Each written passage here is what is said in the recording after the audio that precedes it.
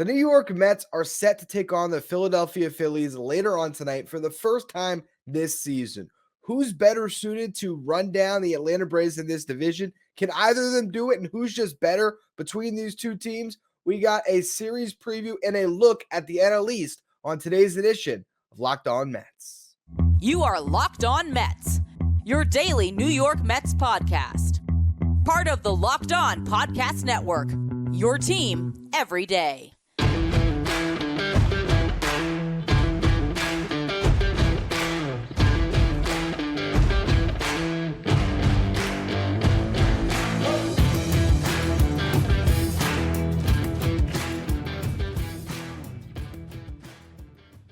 Hello to all you amazing Mets fans. You're watching Locked On Mets, part of the Locked On Podcast Network, your team every day.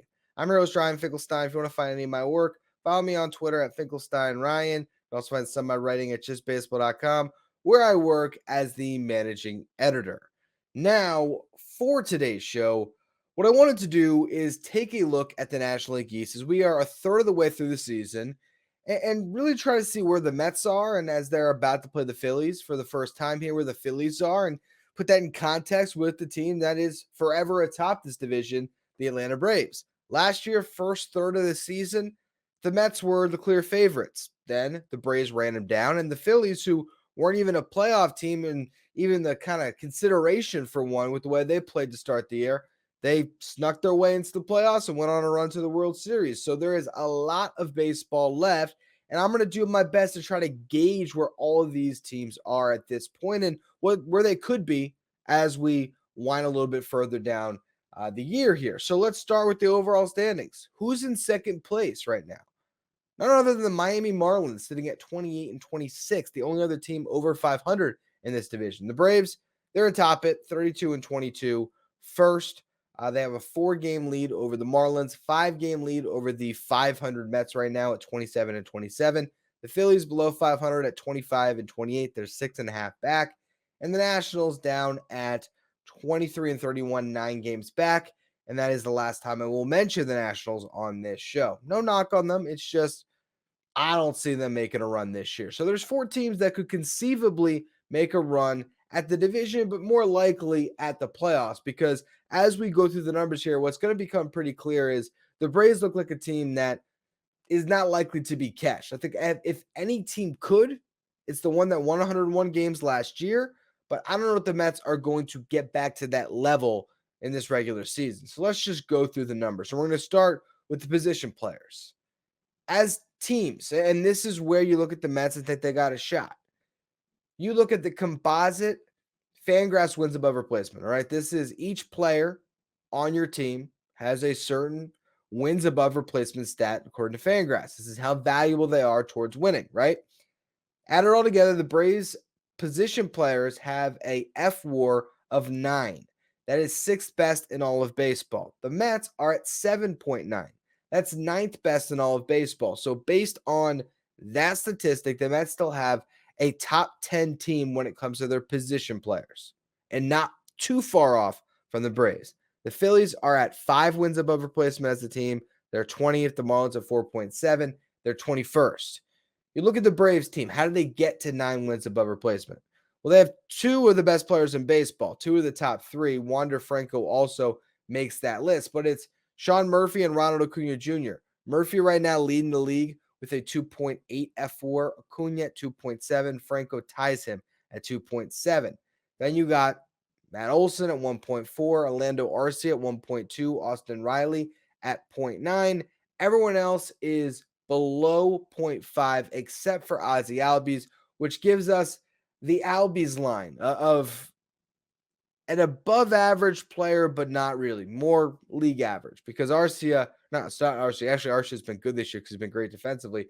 Albies has a weighted runs created plus, which measures a league average hitter based on a scale of 100 at exactly 100. So he's been a league average hitter, and he's been worth half of a win. But you look at their core there, Murphy is awesome, Acuna is awesome, and you know Olson and Riley have the potential to be awesome, and Arcia is outplaying expectations. So that's really kind of the group there. And You still have a guy like Michael Harris, who's been awful this year, who at any point can turn around and be the guy he was last year, who was a 5-win player. And, however many games he ended up getting into, it was 119, something like that. That's off the top of my head. Don't quote me on that one. But, he missed, or he wasn't on the team the first couple months of the season. They call up Michael Harris. He kind of sparks what ended up being an incredible run for the Braves down the stretch, and he wins Rookie of the Year. So we know they have even more in the tank than what they've shown. You go to the Phillies, okay? Here's just a drop off there. You got Brandon Marshall 1.4. You got JT Realmuto, Nick Castellanos, and Bryson Stott at 0.8. Trey Turner at 0.6. Bryce Harper at 0.6, but in 23 games, all playing DH, by the way. And then you got Schwarber with 13 home runs, and he's been a negative player based on F4 because everything else outside of the home runs has been bad for Schwarber. His F4 right now is at negative 0.2. Look at that team, okay? And you compare it to the Mets. The Mets, they have Nimmo at 2.1, Lonzo at 1.8, Lindor at 1.7, and Francisco Alvarez at 1.4, Jeff McNeil at 1.2. Again, I might be bogging you down with numbers here, but let me make it more simple for you. With Nimmo, Alonso, Lindor, Alvarez, and McNeil, you have a group of position players that are giving you clear above average production. And Nimmo and Alonso are, closer to the kind of elite category with what they've done this season. Alonso in particular with the home run ball. Nimmo, he's a 2-win player a third of the way through the season. Times that by 3, that's a 6-win ball player. I mean, you can kind of do that across the board. Alonso, 5.4.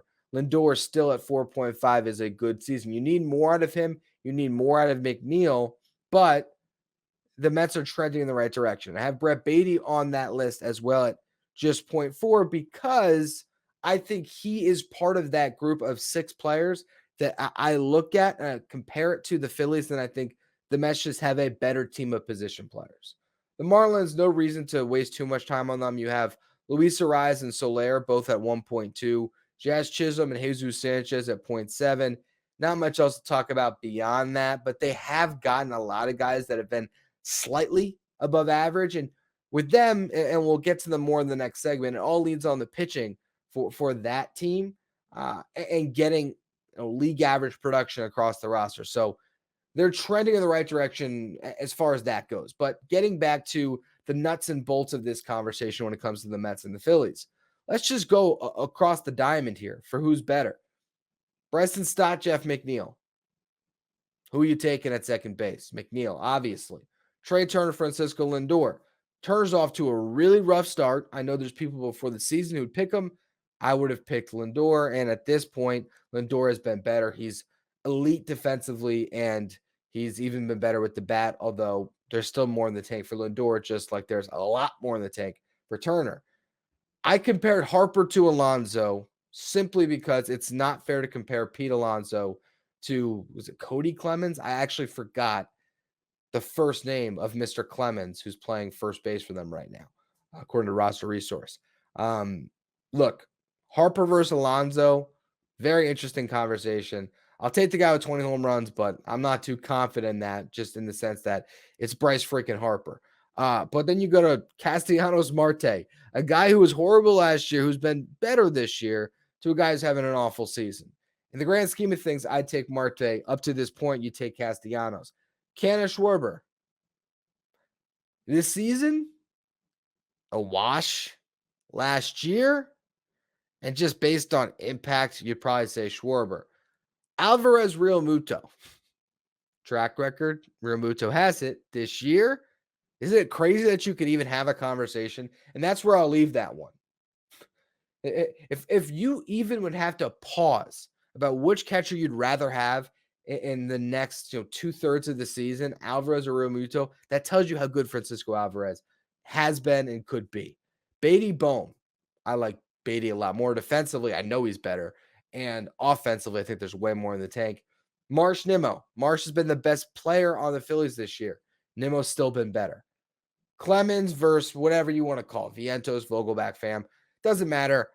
It doesn't get great at 9 for either of these teams, but I think Vientos probably has the highest upside of any of those listed. And you also have a guy in Ronnie Mauricio in the minor leagues that kind of could get into this conversation and factor in a little bit. So bottom line, when it comes to the position players, I like the Mets way more than the Phillies. And then if you just look at the team stats to bear this out really quick, home runs this year, Braves 89, fourth best in baseball, Mets 62, 15th best, Phillies 55, 20th, and then Marlins 53, 24th. Since May, the home run numbers, Braves best in baseball, 48, Mets sixth best in baseball, 35, Phillies 22, 28th in baseball, Marlins 27, 19th in baseball. So shows you again, Mets are trending in the right direction with their home run power, but the Braves are so good. Can they really catch them? Question we'll continue with. Go to on base percentage. Braves 333, fourth best in baseball. Mets 327, 12th best. Phillies 322, 17th. And then Marlins 316, 18th. Go to run scored. Very cut and dry there. Braves 275, fourth best in baseball. Mets 243, 13th best. Phillies 227, 21st. And then the Marlins 203, 27th. Marlins have a great offense.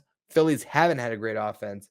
Mets trending in the right direction. I think their offense can be much better. Braves, though, consensus top 5 across the board on that. Pitching, though, who has the better pitching staff that we can trust moving forward? That's what I'm going to discuss next. Before we do, though, today's episode is brought to you by FanDuel. I got to shout out my Miami Heat because this is the time where you can make a fast break to FanDuel during the NBA playoffs, now the NBA Finals. And I'm at times have been open about my Heat fandom on this show. I live in South Florida. My dad, not a big basketball guy. I was free to pick my team. I was not saddled with the Knicks. And I'm sorry for all of you that have been. And I hate to say that to my listeners, but my team's in the finals right now. And I know I'm rushing to FanDuel because right now new customers can get a no sweat first bet up to $1,000. That's $1,000 back in bonus bets if your first bet doesn't win. FanDuel offers you great promotions every day, safe and secure app that you can trust, and you get paid instantly. There's no better place to bet on all the playoff action than America's #1 sportsbook. Visit FanDuel.com/lockedon and get a no sweat first bet up to $1,000. That's FanDuel.com/lockedon. FanDuel, the official sports betting partner of the NBA. All right, so pitching staffs. We're going to briefly discuss F-WAR when it comes to pitching. It's a little less of an exact science. We'll focus more on ERA in a second, but I still think it illustrates where these teams are, particularly the Mets. Braves, they have a 7.2 F-WAR, fourth best in baseball. Phillies, 7 wins above replacement as a team, fifth best. Marlins, 4.8, 17th. Mets, 0.5, 29th. They're the only team in baseball outside of the Athletics to have an F-WAR as a team under 2. Atrocious pitching the Mets have gotten this year, which I look at and say that is not sustainable. It's not going to be that bad over the next 2/3 of the season. But now we get into how we've gotten to this point. For the Braves, you got Spencer Strider, 2.1, Bryce Elder, that has 1.2, Charlie Morton, 0.9, Max Fried, 0.6, in 5 starts.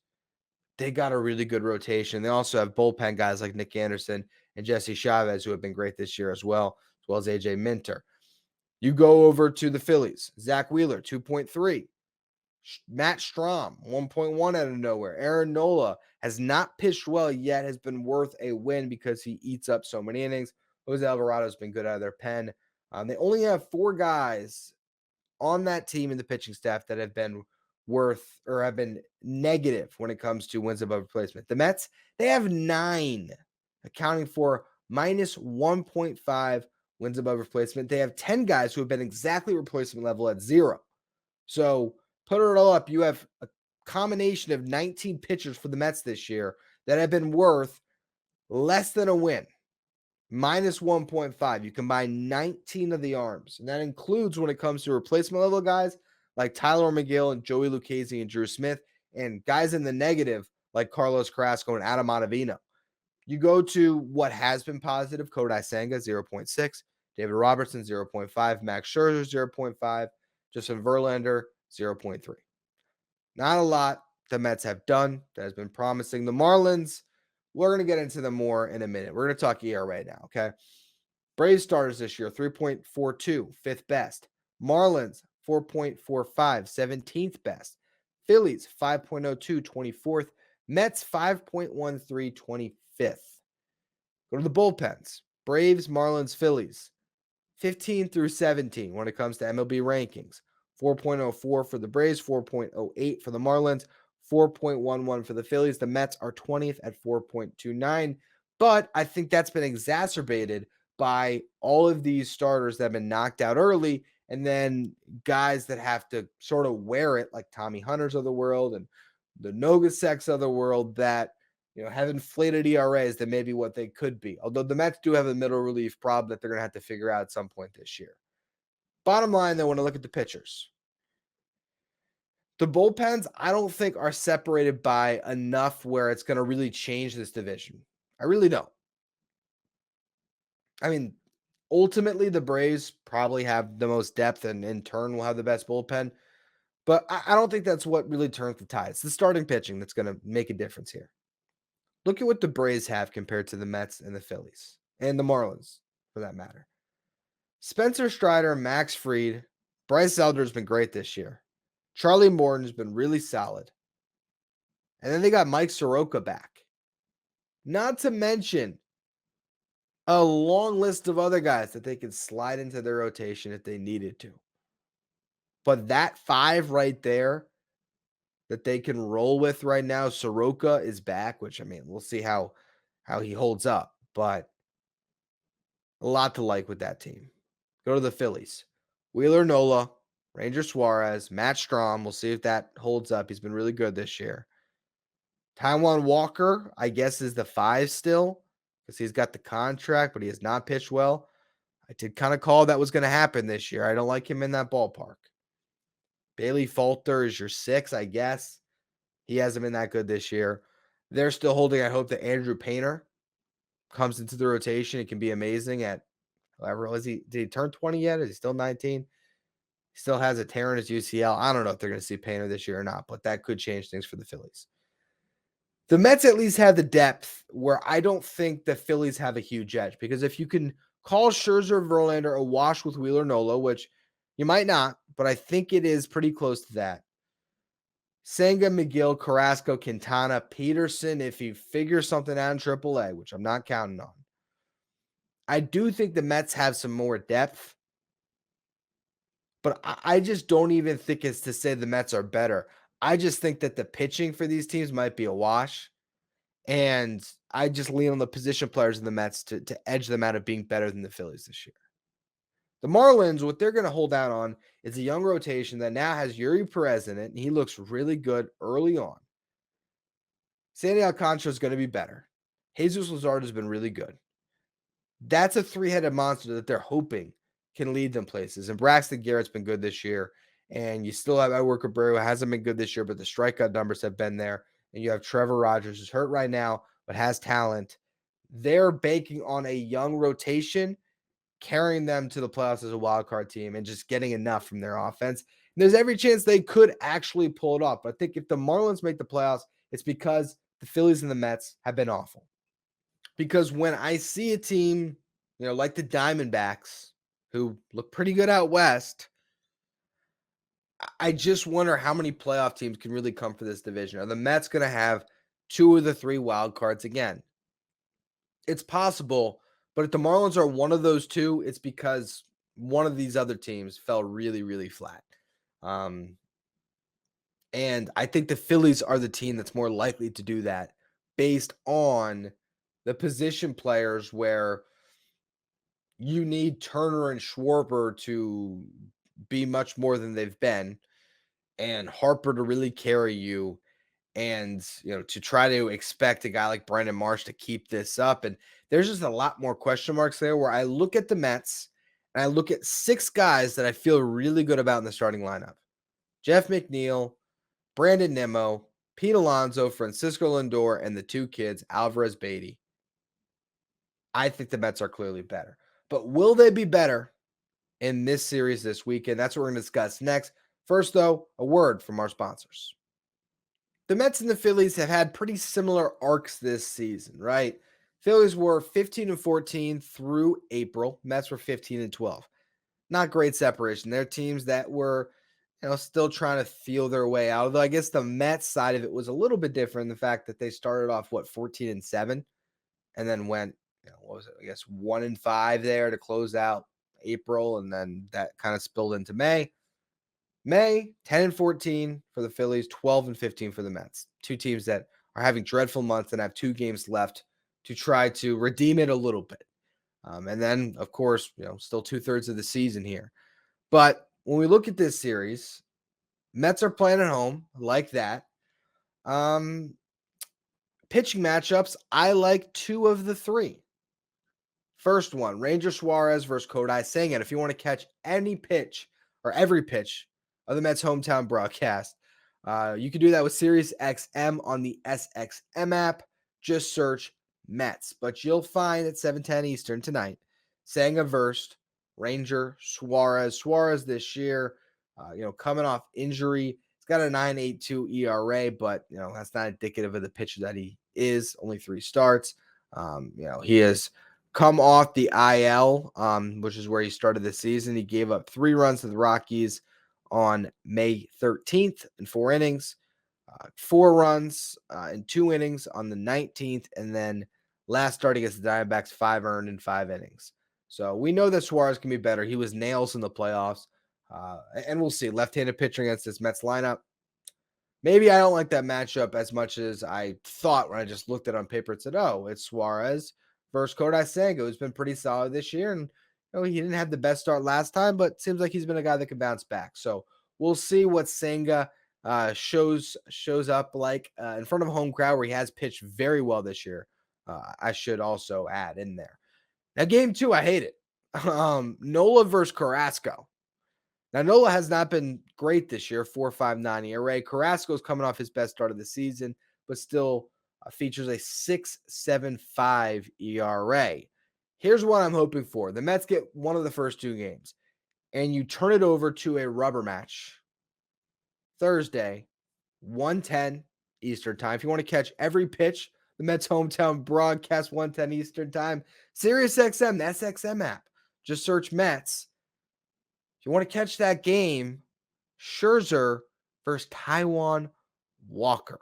What a juicy matchup. The way Scherzer's been pitching, if that's a rubber match to win a series against a division rival, I love the Mets' chances. Taijuan Walker, though, against the Mets, even though he's been bad this year, it's going to be a fun game. So we'll see. If everything breaks right, you win the first game convincingly against Suarez with the righty lineup. So Viento's probably out there. We'll see what else the Mets choose to do.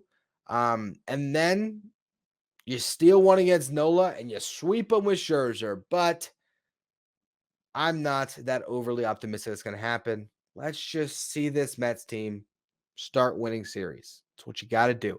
What they did last year, that's what we need them to continue to do. Win this series. Blue Jays come to town, win that series, then go into Atlanta and win that one. I said this on yesterday's show, I believe.